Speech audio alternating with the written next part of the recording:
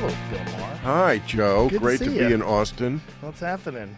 Look at you. You're all comfortable and I shit? asked you before if I could put my, I don't know. Of course. We want this Thank you. table as dirty as possible.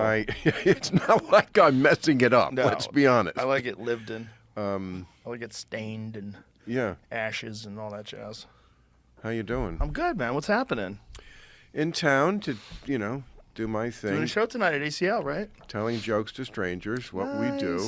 Nice. And, of course, when I got the invite, how can you turn down the king? I know you hate being called the king, but you are, Joe, so bask in it a little. Well, thank you very much. Yeah. It's always good to see you. Yeah, you too. How are you enjoying doing your podcast? I love it, especially since I've been thrown out of work by the Right. strike, so it's what I have left plus the touring. But that, touring is a couple of weekends a month.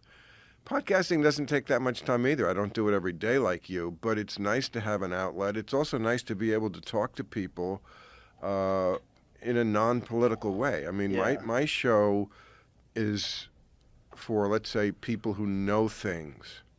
my HBO show. Right. You just can't really enjoy that show or watch it if you're clueless. It's like I'm speaking in Chinese. Right. So, and that's okay. That's a lot of the people in this country that would describe. They're not involved in politics or what goes on in the world, or, don't ask them what the ACLU is or NATO. These things are just not on their radar. And that certainly also describes a lot of celebrities. Their intelligence is artistic intelligence, generally, I would say. It's a different kind of intelligence. It's not worse or better, it's just different. So to be able to talk to a lot of people on Club Random in a setting where I can just be high as a kite and constantly blowing pot smoke in their face, first of all, it's just a joy. It's a sign of the progress that this country has made. To think that I used to sweat bullets going through every airport in this country because I had this much little pot that I was hiding under my balls. Right. That's really where I hid it. Yeah. So that if the dog sniffed it, that they'd be embarrassed, I hoped, to look there. And now I can freely smoke pot in a nationally aired program is kind of amazing. So I'm enjoying the fuck out of it. That's beautiful. Yeah, it's also nice to have like a pretty completely open format so conversations can really air out. Right. When you don't have to worry about running out of time. And Right. you also can kind of let them breathe a little, because sometimes you really want to let someone talk for a long time before you try to interject and pick apart their argument. You really I want to know what you're really thinking. I don't want to be confused. Again, that's kind of what you pioneered. Yeah. And we're grateful for it. And I do like that. I also find it's interesting. The setting makes a big difference as to what arouses the furies on the left. If I said so many of the things that I've said on Club Random, on a podcast, on Real Time, on HBO, they would have had my head. Yeah. But somehow, when I say it in the setting of the podcast, in my own home, blowing the pot smoke, somehow it's okay. And I find that very interesting. I think they look at you like a guy who they're worried about because you don't toe the line. They should be, exactly. You're like a 90s liberal. You're like liberals back when they were more reasonable, before they became leftists. And now every liberal kind of has to be a leftist. It's not if you want to be on the team, you got to subscribe to the most fringe ideas that the team is promoting. And I get in trouble with that too. It's such a, there's so many, like Joe List has talked about that recently, the comic Joe List, very funny guy. And he was talking about he's like, I'm a 90s liberal. He goes, what? I didn't change. It's like everybody else kind of changed. It got real weird, like what you're allowed to disagree with and not to disagree with. And, it's strange. I'm always trying to make the case that liberal is a different animal than woke.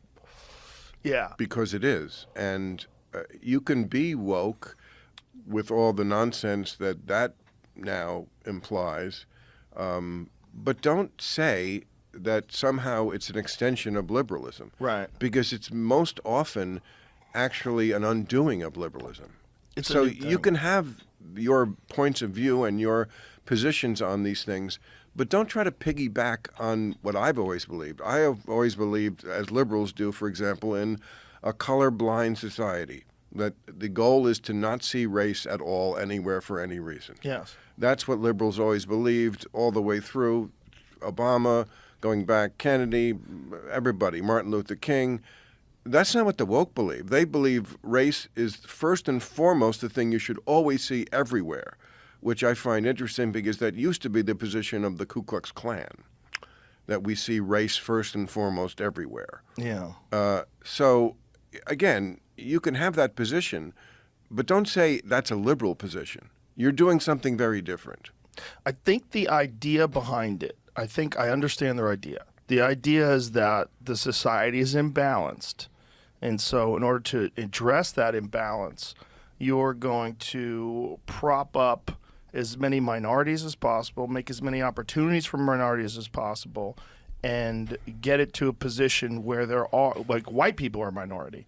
And so that's not a concern anymore. And that through that, somehow or another, you'll achieve equality. I think the way to achieve equality is your way. I think the colorblind way is the way to really, truly achieve equality and to truly judge people just on their merits. But also recognize that if we don't address the problems in this country as far as like how disenfranchised some people are and how horrible some communities are that people grow up in and people find themselves stuck in with no recourse, no way out, no role models, no nothing, no financial opportunities.